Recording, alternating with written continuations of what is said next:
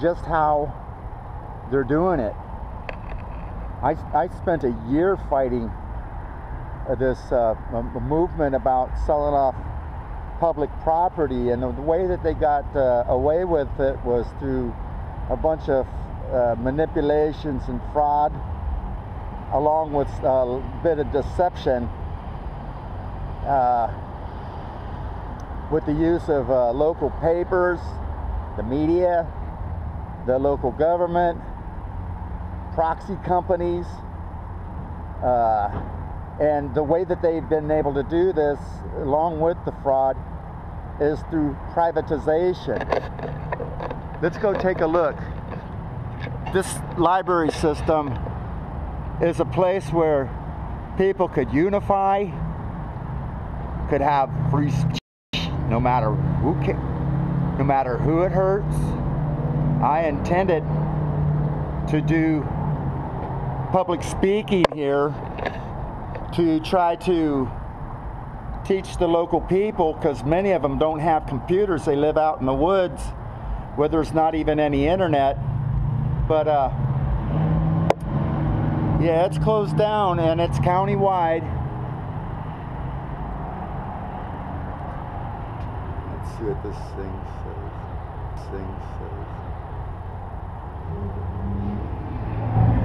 Anyway, it's a very sad thing to see here. They've shut down this basic economy here, which was the lumber industry. Now there's pros and cons about the lumber industry itself, like clear cutting, which I don't agree with, but that was the basic, and has been for hundreds of years, the bread and butter for this state of Oregon. Anyway, we're going to buzz on over to the courthouse. One of the other things that they've done, now you guys that's followed me for a while, I broke the cameras out and went to work doing video blogging and reports when the UCC shooting happened. That was October 1st, 2015. And what I've seen so far since then was, one, the Sheriff's Department itself started, and the school started doing the runaround about giving out information. Now, I put in 2 FOIA requests for information on the shooting, particularly the CCTV camera footage, which would prove that they're either lying or not.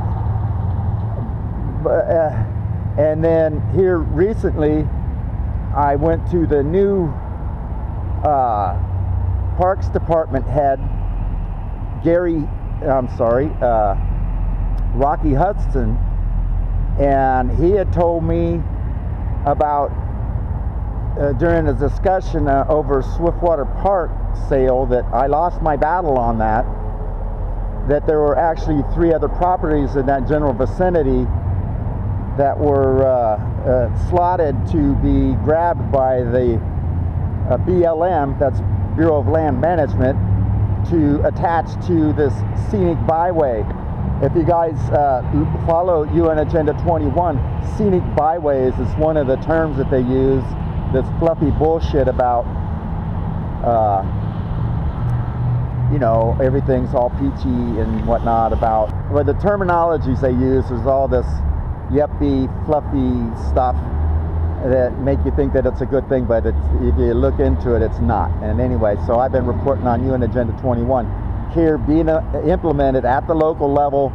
Anyway, so I got interviews with some of the commissioners where they actually admit that UN Agenda 21 is being implemented at the local level, and also that they want to get the federal government out of our community and out of our county and take control over our lands. Meanwhile, behind the back, they're stabbing everybody in the back and giving away the lands to the federal government, which is against the Constitution. That's Article 1, Section 8, Clause 17 of the Constitution states that the federal government can only have the 10 square miles in Washington, D.C., and only with the permission of the states may they have lands that are acquired for military ports, forts, and then needful land for government buildings, federal government buildings, and such as like the Veterans Administration. Then we get into the BLM. Now, that's a whole nother story, but we'll talk about that in a little bit later here. All right, we're in front of the Parks building.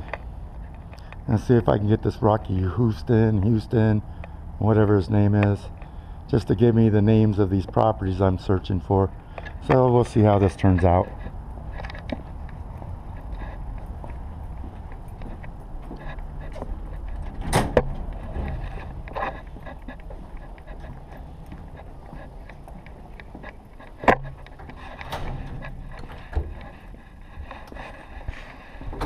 Hey, how are you? How you doing? Hey, you know what? No, he's gone.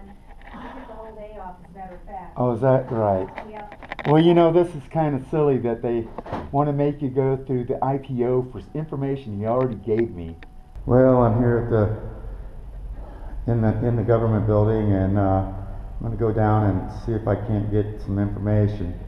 I just talked to the county council. He's just basically an attorney. He tells the commissioners what they can do and how they can do it and all this other stuff. But I asked them if he had any knowledge on the other parks that the BLM was looking to acquire.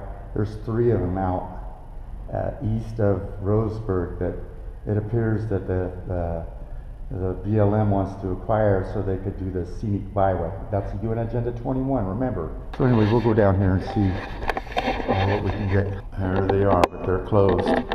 Oh, here we go, 322.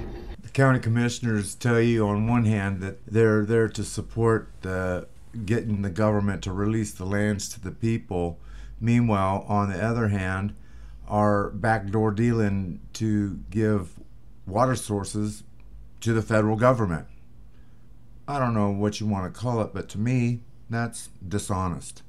If we had the opportunity to get it to county control, I think the outlook would be much different. We have county-owned timberland today that's managed by our land department that's very successful and does provide revenue to the county. If we could ever get to a point where we could make that happen, I would be optimistic. With the use of the EPA, the government has done its bidding on the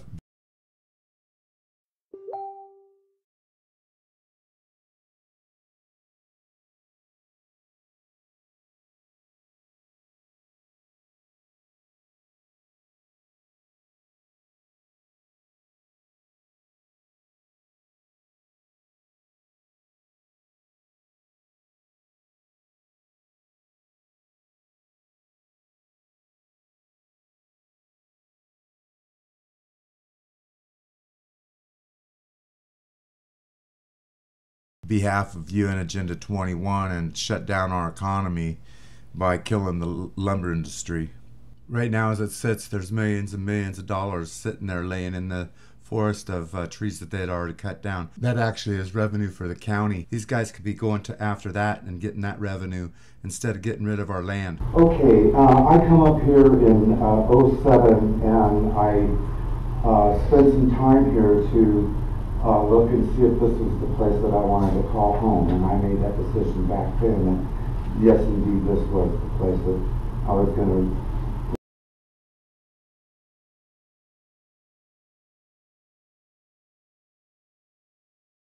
When we think about the United Nations, then we think about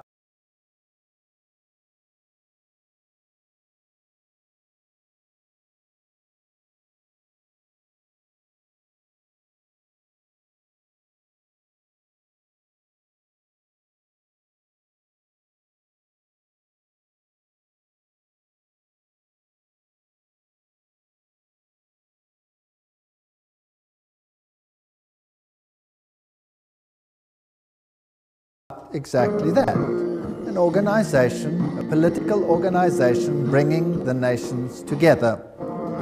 Do you remember that at the Tower of Babel, God separated the nations? Now, if you look at the headquarters of the United Nations in New York, this is really quite a fascinating building. And the name United Nations was coined by United States President Franklin D. Roosevelt and was used in the declaration by United Nations of January 1942 during the Second World War, when representatives of 26 nations pledged their governments to continue fighting together against what they called the Axis powers.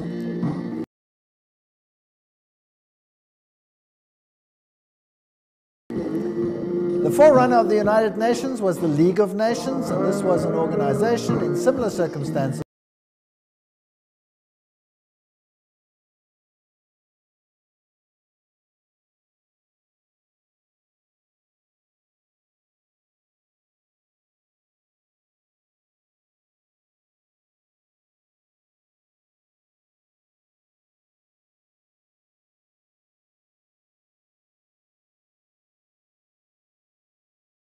during the First World War and established in 1919.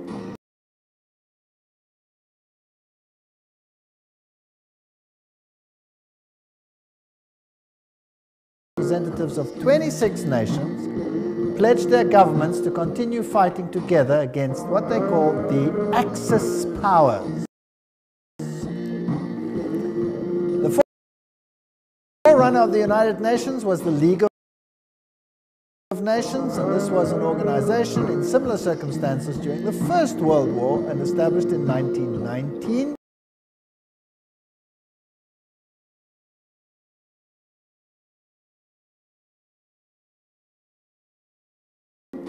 Under the Treaty of Versailles, to promote the international cooperation and to achieve peace and security. This comes straight from the UN webpage, so nothing strange about that. It's just plain history. In 1945, representatives of 50 countries met in San Francisco at the United Nations Conference on International Organizations, and they drew up the United Nations Charter. The representatives of China, Soviet Union, United Kingdom, United States at Dumbarton Oaks, United States in October 1944. It was signed on 26 June 1945. 50 countries. Poland was not represented and became one of the original 51 member states. So it officially came into existence on the 24th of October 1945, when the Charter was ratified by China, France, Soviet Union, United Kingdom, United States, and by a majority of the other signatories. And the Apostles were the secret society that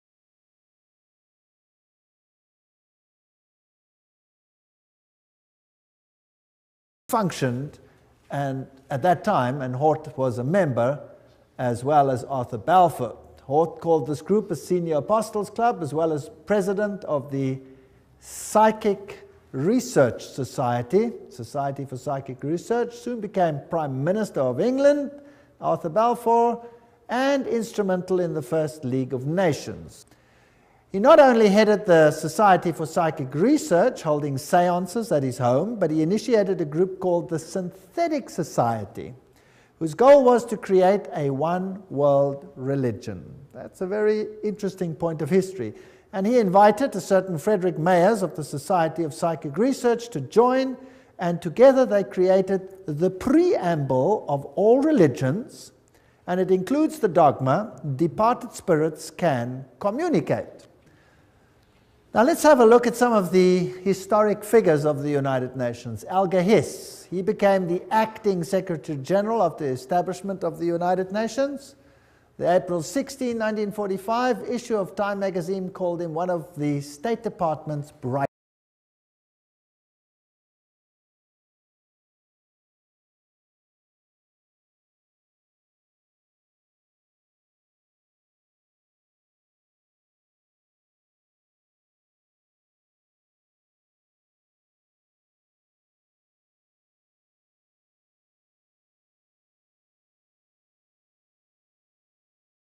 brighter young men. It was Hiss and Joseph E. Johnson, who later became secretary of the Bilderbergers. Very high Freemasons, Bilderbergers, were responsible for this charter, patterning it after the Constitution of Russia and the Communist Manifesto. This is very interesting. So the Constitution of the USSR is almost identical to the Constitution of the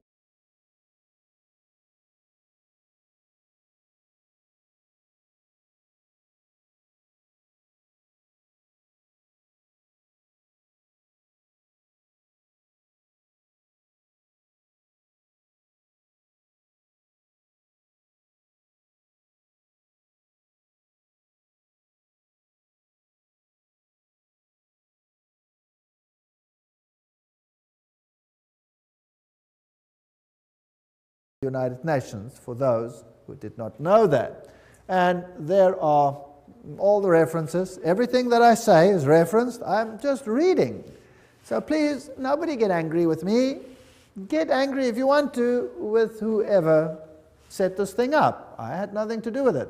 Winston Churchill, the creation of an authoritative world order is the ultimate aim towards which we must strive, and the United Nations formed part of that. Charles de Gaulle, who was also instrumental, nations must unite.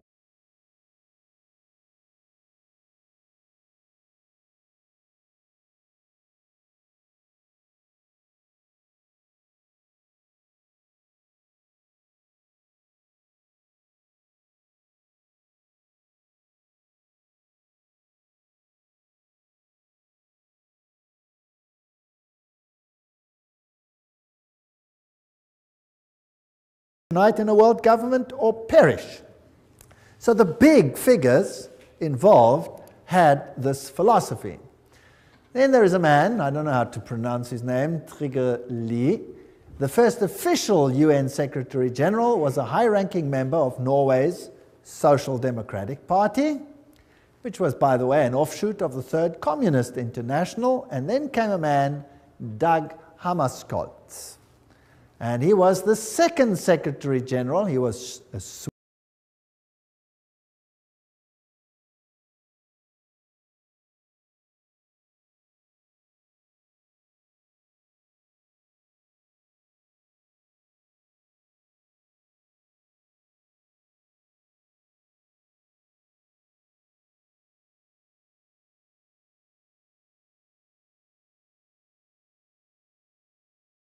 Swedish socialist. He openly pushed communist policy, and then came U Thant, the third Secretary General, and he was a Marxist. Now, I would like you to understand that this is not a method to go anti-capitalist. So why would the United States actually sign something that was so obviously contrary to their own philosophy? Well, if you remember the Hegelian principle, where two opposing viewpoints are set into the world, and neither of them is really the viewpoint you want to achieve. What you really want to achieve is a synthesis between the two. Whether they have Marxist leanings or capitalist leanings at that level doesn't make any difference. The method is just to bring about a synthesis, which is the desired government of all of them. So out of this chaos, you eventually get whatever you want. Now, U Thant, he was, of course, one of the earliest Secretary Generals. He said, "World Federalists hold before us the vision of a unified mankind living in peace under a just world order. The heart of the program, a world under law, is realistic."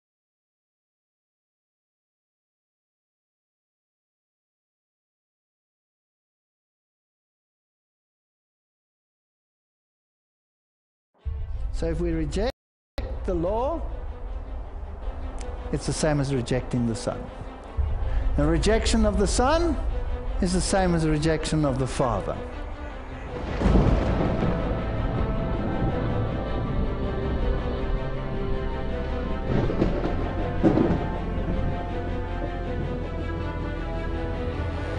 We are on the very verge of the final conflict, and the world needs to be warned. This movement is not to form separate congregations. This movement is to infuse all. So the world is seeing revolt. Well, who's engineering?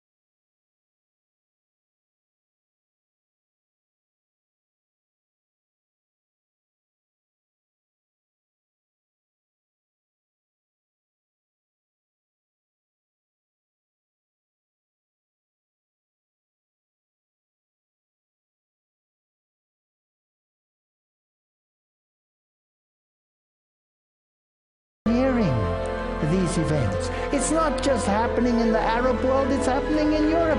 It's going to come here. People are fed up with everything that's going on in this world. And this is the breach that needs to be repaired in the time that we live in. We can study prophecies, we can know what's happening in the world, we can see all of these things. If we don't start right here with Jesus, we've gone nowhere.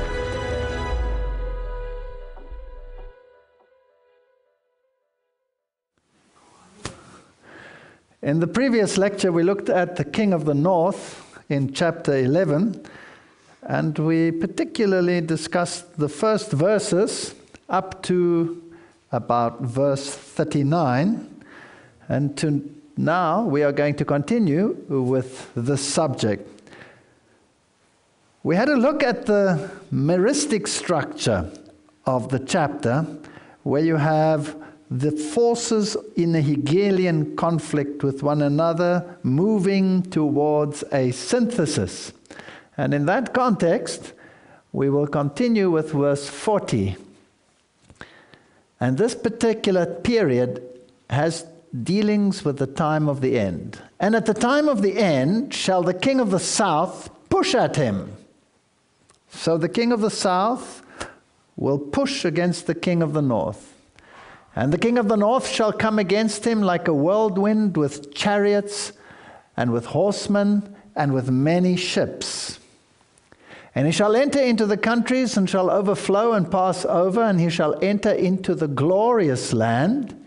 And many countries shall be overthrown, but these shall escape out of his hand, even Edom, Moab, and the chief of the children of Ammon. Now, this conflict between two mindsets at the end of time will eventually be won by the king of the north. But at the time of the end, and we have a time prophecy in the book of Daniel that deals with this time prophecy, and it starts at the close of the 1,260 days, which means it starts in 1798, which was the time when papal supremacy came to an end in a political arena. So at the time of the end shall the king of the south push at him, so the one mindset will overcome the other mindset. But we must remember that we discussed that both parties really fall under the same leader because they both wish to destroy God's covenant and his people, and that they sit at the same table and discuss issues. And then the king of the north shall come against him like a whirlwind with chariots, horsemen, many ships. He will enter the glorious land, but some will escape. And it's interesting that those that escape, Edom, Moab, and the chief children of Ammon, are all descendants of Abraham. The Edomites come from Esau. The Moabites, they come from the descendants of Lot. And Ammon also are descendants of Abraham from the other marriage. And he shall stretch forth his hand also upon the countries, and the land of Egypt shall not escape, that is the south. And he shall have power over the treasures of gold and silver, and over all the precious things of Egypt. So he will take control of the economic aspects of the secular world. And the Libyans and the Ethiopians shall be at his step.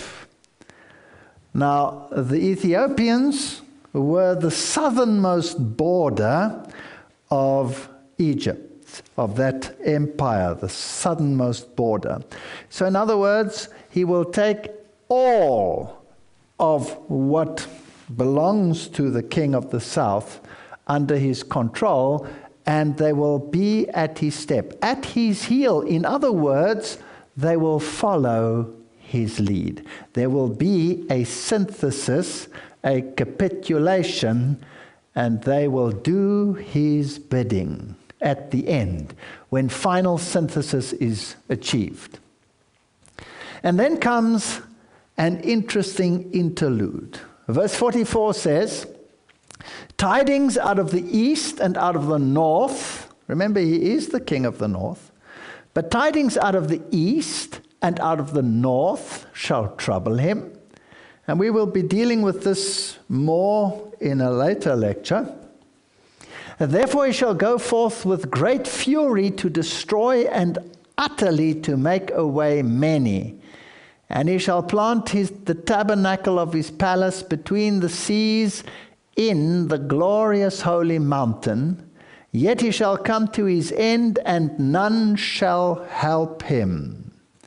Now, this sentence, he shall come to his end, and none shall help him, parallels what we saw in the prophecies of Daniel and what we see with the prophecies pertaining to the man of sin. He will be destroyed by the brightness of the Lord's coming. It is a divine intervention. The stone strikes the statue at the feet, and it is not by human hands.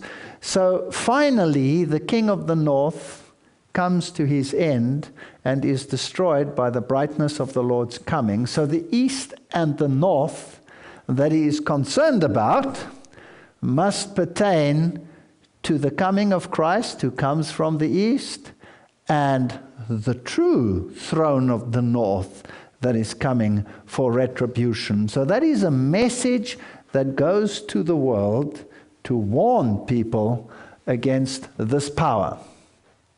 Now, if we look at this last verse over here, and he shall plant the tabernacles of his palace between the seas in the glorious holy mountain. Yet he shall come to his end, and none shall help him. The glorious holy mountain is God's realm. The mountain kingdom, this refers to God's people, God's nation, if you like. And that word in is fascinating. Now, if I look at the NIV, it says, he will pitch his royal tents between the seas at the beautiful holy mountain. Yet he will come to his end, and no one shall help him. Or if I look at the New King James Version, it says, and he shall plant the tents of his palace between the seas and the glorious holy mountain. Now, does a little word like in and at and make a difference? Yes, it does. It makes a huge difference. Sadly, I am inclined to believe that the King James Version in this case is correct. And that is scary. Because this means he will plant his mindset even in the holy mountain, in God's church. Whereas this implies that he doesn't get that far. Well, we will see in the course of the lectures whether this is so. So let's go to history and confirm some of these points. Daniel 11 verse 40, and at the time of the end shall the king of the south push at him. Now the time of the end being 1798, the end of the 1260-day prophecy.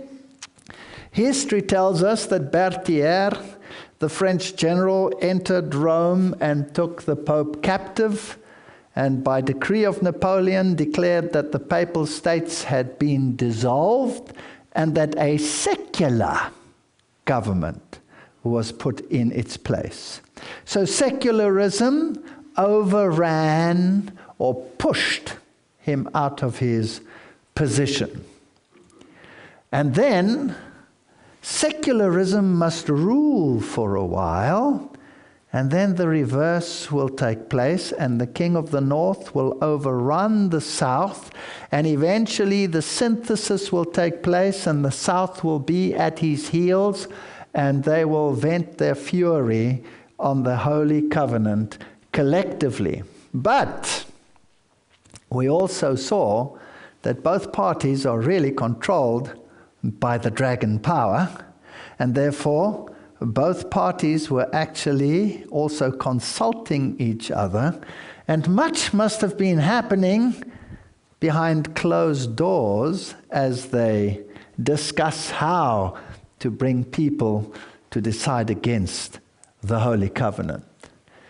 In 1798, Bertia made his entrance into Rome, abolished the papal government, and established a secular one, Encyclopedia Americana. So secularism, humanism, all of those isms which exclude God out of their political arenas take over. Now I'm fascinated by history. The one who actually did this was Napoleon. And just by a little quirk of, shall we say, divine intervention, he actually was also the literal king of the south, because he had conquered Egypt. He had entered into Egypt. And I'm fascinated to see that Freemasonry has something interesting to say about this, and so that we make sure we use the right sources, we use them. Freemasonry's web pages itself, the Grand Lodge of the British Columbia and Yukon, and they claim over here the evidence in favor of a Masonic initiation previous to Napoleon's assumption of the imperial title is overwhelming.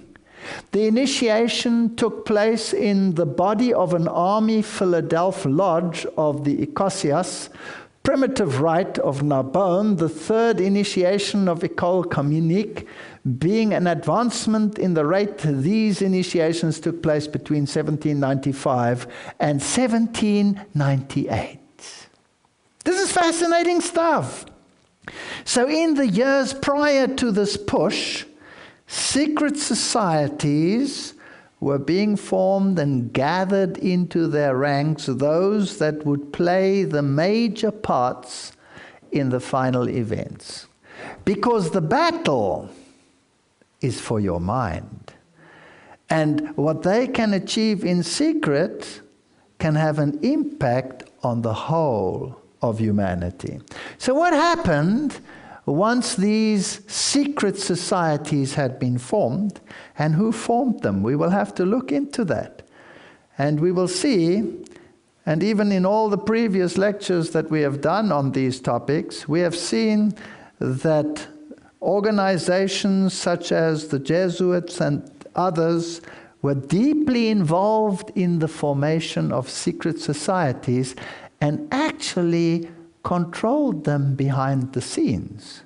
So in actual fact, these kings, the king of the north and the king of the south, were sitting at the table behind the scenes. Now, Napoleon and Freemasonry, they say it was never, there's no absolute proof, but they claim that obviously he was. And what did he do? Always by their fruits you must judge them. August 15, 1769, this comes from the Freemasonry webpage as well. Napoleon Bonaparte in Corsica, trained in the military schools in Paris, was promoted to general after the siege of Toulon. He led the troops into most of Europe. And in 1798, Egypt. Isn't that beautiful? Returning to France, he was nominated first consul after the revolution of the 18th Brumaire. Napoleon founded the Bank of France. Now, I want you to take note of what is happening here. We're getting an entirely new political system in the world. One that moves the emphasis from the religious sphere to the secular sphere. And in the culminating years afterwards, secularism seems to rule and seems to have pushed the religious out of the way. And behind the scenes, things are happening. New structures are set in place. New organizations, new forms of government. And eventually the tables are reversed, and the king of the north overruns these mindsets because they have induced in the minds of men a longing for something higher. Very fascinating possibility. He founded the Bank of France, reformed the tax system, restored the church, no more dominance of one group of churches over another, improved the education system, and in 1804 assumed the hereditary title of Emperor of the French. The following year he was at war with Russia, Austria and England. In April 1814 he was forced to abdicate and exiled to Elba. He attempted to regain his empire in 1815, was defeated at Waterloo and banished to St. Helena and died 6 years later. Now here are some of his fruits. Napoleon appointed his brothers to Masonic office. This is their webpage, it's not conjecture. This is not a conspiracy. This is fact. Louis was named Deputy Grand Master in 1805. Jerome was Grand Master of the Grand Orient, Westphalia. The eldest, Joseph, was made a Freemason at the Tuileries in April 1805 and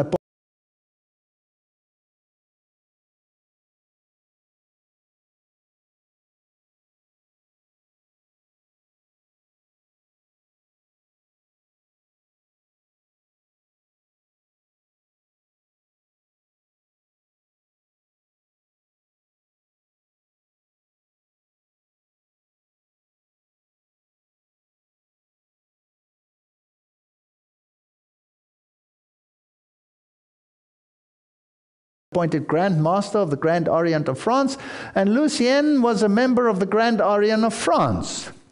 And these were the ruling people of Europe. Now, if we go to the history books and we look at the International Napoleonic Society, we find something else that's very interesting. Napoleon and the Jews. Napoleon was the first leader in Europe to grant liberty, equality, and fraternity. And those same watchwords became the watchwords for another nation that would receive a gift from France, namely the Statue of Liberty, and would introduce those same systems of thinking and governance into its midst. And he gave this to all religions. And this lithograph here represents Napoleon granting liberty to the Jews. Napoleon's uncle, Cardinal Fesch, also got involved. He told Napoleon, "Sire, so you wish the end of the world to come with your laws to give the Jews equality like the Catholics? Do you not know that the Holy Scriptures predict that the end of the world will happen when the Jews will be recognized as a corporate nation?" Fascinating stuff. You see, up until that time, Protestantism had filled the world with the mindset that the papacy was the Antichrist.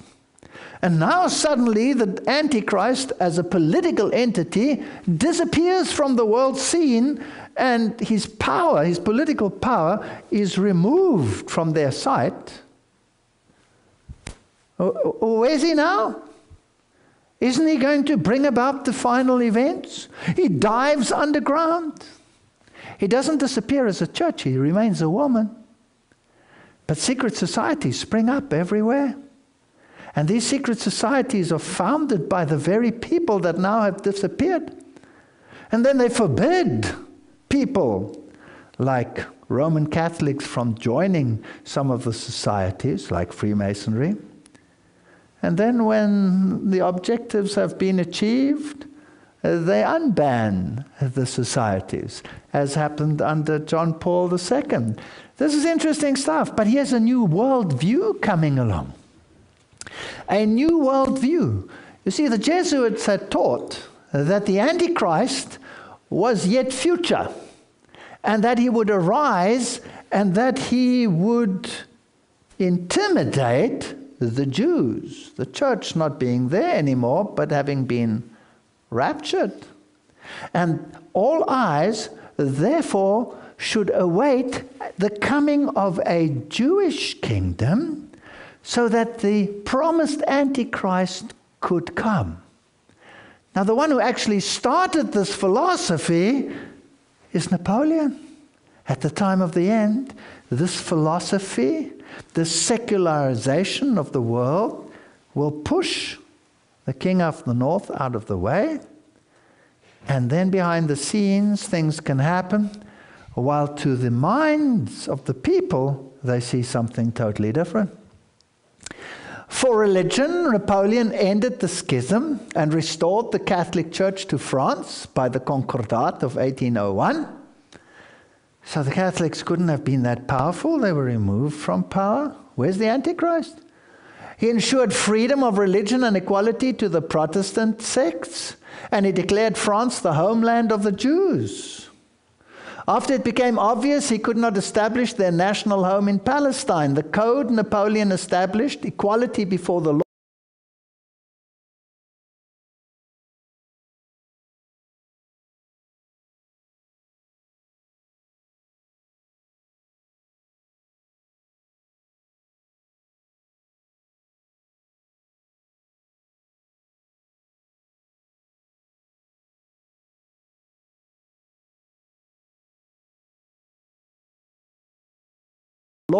emphasized the sanctity of the family and assured the legal gains of the revolution. The Code of Civil Procedures ensured widespread use of mediation in the courts and laws, and the courts were secularized.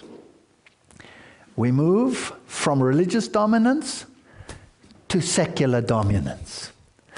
Napoleon's religious opinions were the height of modern philosophy. This is what the Napoleonic Society writes. He was completely given to tolerance. Everywhere that Napoleon went, he led tolerance by the hand. Everywhere that he found several religions, he ended the domination by which one took precedence over the other. This sounds marvelous. Faith, Napoleon would say, is beyond the reach of the law. It is the most personal possession of man, and no one has the right to demand an account for it. Doesn't that sound marvelous?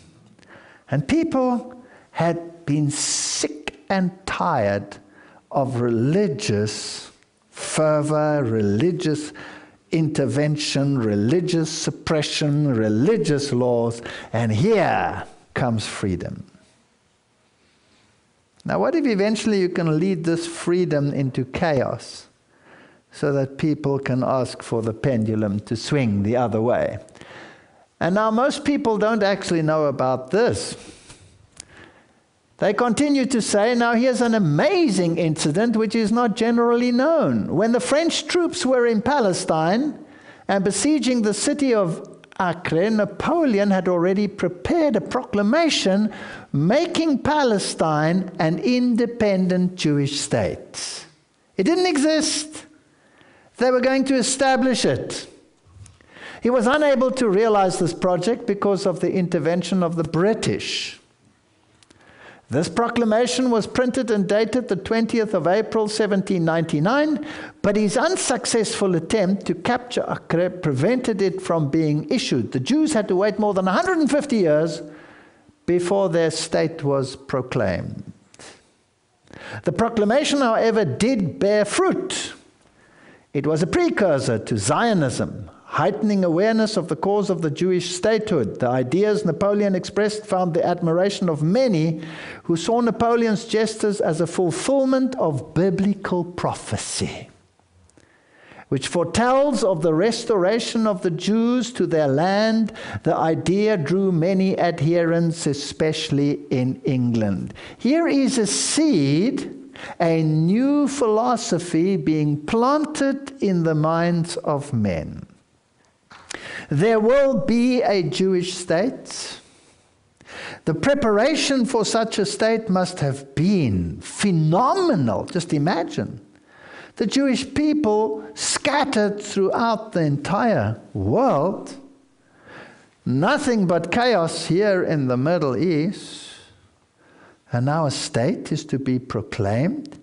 How are you going to achieve it that all the Jews that are ensconced in the various societies and normally quite affluent and good at what they are doing, how are you going to get them to budge and move there so that this can be fulfilled? That must take some effort. Not only that, if this happens, and eventually a temple can be built there, and a new philosophy, which is a Jesuit philosophy of the Antichrist who will come, Alcázar, Ribera, futuristic Jesuit philosophies, well, then you have a new Antichrist as well, and the world can look at political events unfolding, and the question of where you stand with God doesn't come close to you. It's something that happens on the world arena and doesn't affect you. Here's a totally new theology. And it comes when? What is the date? 1798. A new philosophy. Now, I just want to ask you, what does the world believe today? Do they believe what the reformers believed regarding the Antichrist? That it was the papacy? And that it would set itself up as a God in God's church, change times and laws, and make null and void the precepts of God? That's what they believed? Or is it going to be someone who will come in the future and attack a new state that had to be created? Well, this is what the world believes today. So this has been very successful. 118 years later, the British would issue the Balfour Declaration, which called for a Jewish homeland. And ultimately, 31 years later, in 1948, Israel would be recognized as a sovereign state by popular vote in the United Nations General Assembly. Perhaps it can be said that Napoleon's premature announcement on that first day of Passover in 1799 played an important role in the creation of the State of Israel. On the 16th of August, 1800, Napoleon declared, "If I governed a nation of Jews, I should re-establish the Temple of Solomon." This is fascinating. Revelation chapter 11. Now, I'm not going to deal with Revelation chapter 11 because we've done it already in a previous series, in the Total Onslaught series, where we spoke about secret societies and how they arose out of the turmoils of the French upheavals and finally the French Revolution. We're not going to repeat that. But let's look at some of these verses. Then I was given a reed like a measuring rod, and the angel stood saying, "Rise and measure the temple of God." God's temple must be measured, and God's temple consists of people, individuals. It's not a temple of stone, as we shall see. So who belongs to God's people? There must be a standard. There must be a measure to which they measure up. And what will be the standard which will determine whether they measure up? It must be involved in the righteousness of Christ, and as such it must be involved with his law, the measure of judgment. But leave out the court which is outside the temple, and do not measure it, for it has been given to the Gentiles, and they will tread the holy city underfoot 42 months.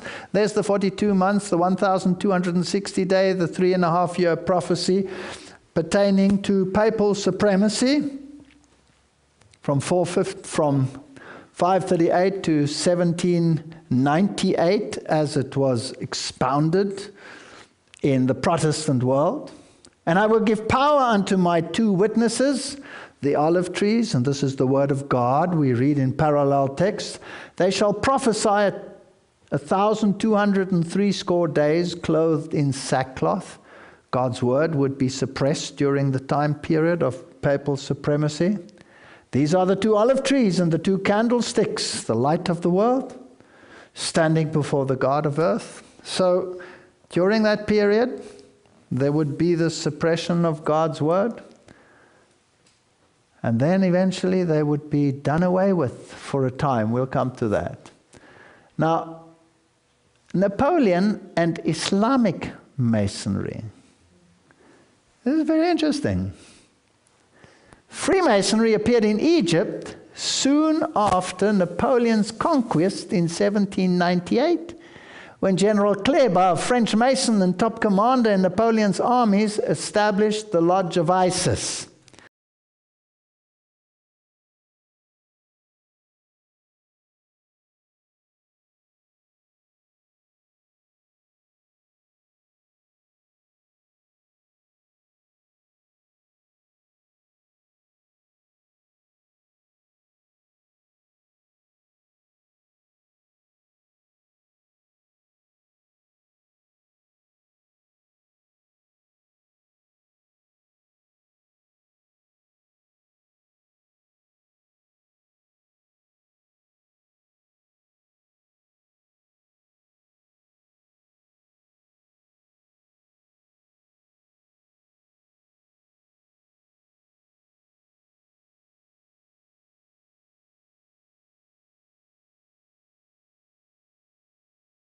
So secret societies are now being formed in these secularized nations that adopt the new philosophy. Nowhere more so than even in the United States of America. Washington was a Mason. All the great buildings that point to the seat of government lie on Masonic stones. This is history. This is not conjecture. French Masonry dominated Egypt until British lodges began to appear after the British occupation in 1882. So there are secret societies formed within these countries in Islamic Masonry. Freemasonry was very popular in the first half of the 20th century, and many important Egyptians were Masons, along with British rulers and aristocrats who occupied the country. In fact, the Egyptian monarchs from